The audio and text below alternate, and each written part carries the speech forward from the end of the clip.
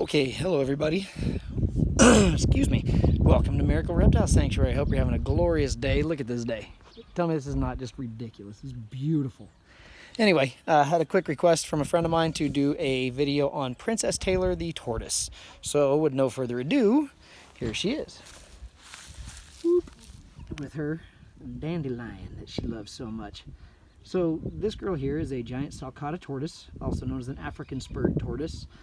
These guys are indigenous to Africa, obviously, due to their name.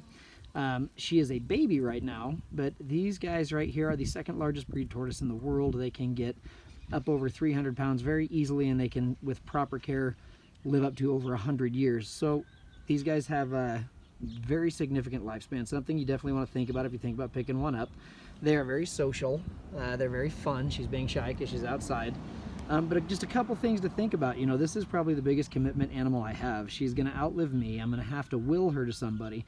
On top of that, their diet has to be just on, or they will look like they're thriving and then they will pass away on you. You hear that a lot. You know, mine lived 3 years and I fed it romaine lettuce every day and it ate like a champ and then it died. Well, it wasn't getting the nutrients. It was getting not enough calcium. It wasn't getting enough water. It wasn't getting the multivitamins that it needed to really thrive. These guys need to primarily live on wild grasses. Dandelions are one of their favorites. One of her favorites right now is bell pepper, which she wouldn't touch before. She loves bell pepper, carrots, all kinds of lettuce. She loves kale. She loves the grass out here. That's why I don't really cut it too much. Dandelions are by far one of their favorites. Right now she's kind of out exploring, so she's not really eating. I'll pick a bunch and put them in her enclosure for her. These guys also are going to need a lot of room, and they can live outdoors depending on the climate and the area that you live in, but they are diggers. They dig like crazy. In fact, if I can get a good shot of her feet, babe, show me leg. You can see these legs are nothing but shovels. All of this just dig, dig, dig. She's kind of being shy. So they will dig up your yard. Something to think about if you're thinking about picking one up. They also have a mind of their own. They do what they want. They are very non-aggressive. It's almost impossible to get them to actually bite you. They're super sweet little creatures. Unless you stick your finger in her mouth, she's not going to do anything. She's pretty much just going to cruise around and have a great time. Let's take a little shot of her face. The shade is scaring her a little bit. There we go. Come on out, babe. Ah, the shadows are terrible. Oh, there she is.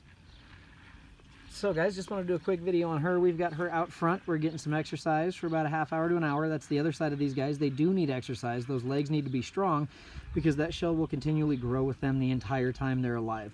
They really don't ever stop growing. They will continue to grow. That's the other side of that. The enclosure you're going to need for this animal is ridiculously massive. You can keep them as babies in a 40-gallon terrarium. They need to come out daily to exercise, and I do mean daily. Like I said, this is the biggest commitment I have as far as my animals, more so than the reticulated python, the boas, the geckos, the spiders. You know, these guys really need a lot of care, and they are a social creature. They do want to be around you. After she's been out for about a half hour, she'll just follow me around and just hang out, and she's super sweet. I have had her since she was a baby, since she's the size of a quarter, and her shell, it's hard to see here, is crooked. So they were actually going to put her down because she would be unwanted in the pet trade.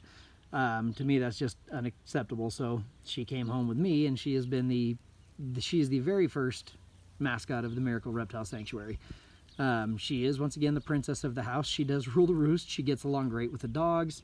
There's really nothing that's going to do any damage to her. She's pretty tough.